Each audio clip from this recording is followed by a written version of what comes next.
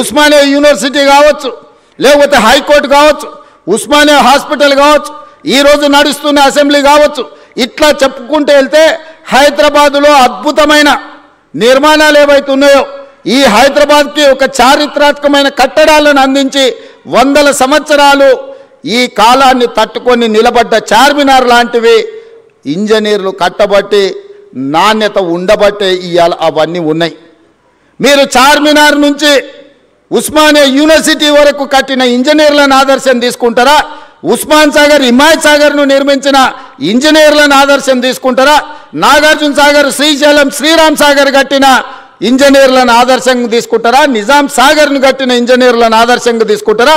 Nizam sugar నిర్మించిన ఇంజనీర్లను ఆదర్శంగా తీసుకుంటారా? లేకపోతే కాళేశ్వరం కట్టిన వాళ్ళని ఆదర్శంగా తీసుకుంటారా? మీరు ఆలోచన చెయ్యండి. ఈ ప్రభుత్వం వచ్చినాక గత 10 ఏళ్లలో నిర్మించినాయి ఏవైనా సరే ఎక్కడికైనా వెళ్దాం.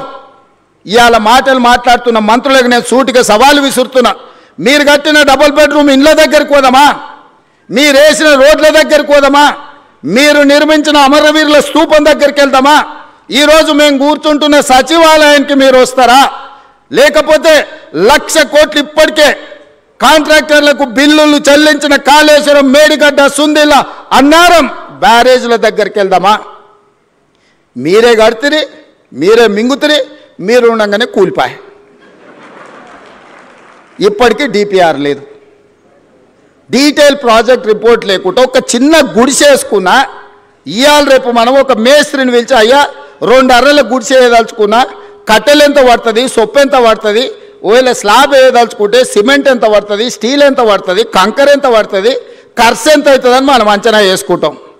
ఒక్క అర్ర ఇల్లు కట్టుకోవాలన్నా, చిన్న పాండప పెట్టుకోవాలన్నా ఒక ప్రాజెక్టు రిపోర్ట్ తీసుకుంటాం మనం. అవునా? 1,50,000 కోట్ల అంచనాలు, 38,000 కోట్ల రూపాయల అంచనా ఉన్న ప్రాణహిత చేవెళ్ళ పేరు మారి కాళేశ్వరమై రీడిజైనింగ్ పేరు మీద 1,50,000 కోట్లకు అంచనాలు పెంచి ఇవాళకి 1,00,000 కోట్లు చెల్లించిండ్రు. 3వ టీఎంసీకి ఇంకా పనులు పూర్తి కాలేదు. ఇంకా రిజర్వాయర్ల విషయంలో కొండపోచమ్మ, మల్లన్న సాగర్ గురించి ఈరోజు వాళ్ళు మాట్లాడుతున్నారు. మల్లన్న సాగర్లో ఈరోజు నిపుణులు చెప్తున్నారు, జియోలాజికల్ సర్వే ఆఫ్ ఇండియా వాళ్ళు, అది ఎక్కడైతే నిర్మించిందో భూమిలో వర్టికల్ ఒక చీలిక ఉన్నది. 50 టీఎంసీల నీళ్లు నింపిన రోజు అది కుంగిపోయి భూకంపం వచ్చి ఊర్లే తుడిచిపెట్టకపోతాయని చెప్పి వాళ్ళ సాంకేతిక నిపుణులు నివేదిక ఇచ్చారు. గత ప్రభుత్వం ఏ రోజు కూడా 15 టీఎంసీల కంటే ఎక్కువ నీళ్లు నింపలేదు. అట్లాంటి ప్రాజెక్టు మీద 1,00,000 కోట్లు ఖర్చు పెట్టి ఇవాళ కాళేశ్వరం కట్టినామని చెప్పి మాట్లాడుతున్నారు.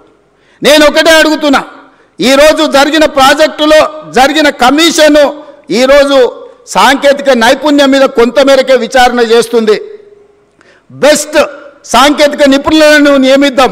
మీరు ఎక్కడ కట్టినరు, ఎట్లా కట్టినరు, దీని వెనకాల ఉన్న మర్మం ఏందో ఆలోచన చేద్దాం.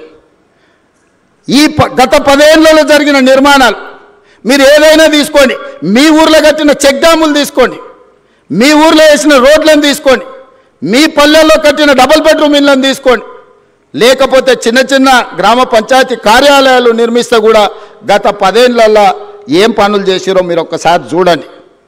నేను ఎందుకు ఈ మాట చెప్తున్నా అంటే 100 సంవత్సరాల అనుభవం ఒక పక్కన ఉంటే 10 సంవత్సరాల దుర్మార్గమైన ఇంకొక అనుభవం ఇంకొక పక్కన ఉంది. అందుకే ఈరోజు మీరు ఆలోచన చేయండి. ఒక పెద్ద మనిషి, ఒక అధికారి నాకు చెప్పిండు, సార్ రాజకీయాలలో, ప్రభుత్వ ఉద్యోగాలలో 3 దిశలు ఉంటాయని. 3 దశలు ఏంటివంటే, చేరినప్పుడేమో గరం ఉంటారంట, కొంత దూరం పోయినాక నరమవుతారంట, చివరికి వచ్చేవరకల్లా బేసరం అవుతారంట. దయచేసి చేరినప్పుడు ఏ గరంతో ఉన్నారో మీరు ఉద్యోగ పదవీ విరమణ చేసే వరకు అదే గరంతో ఉండండి, తెలంగాణను నిర్మించండి.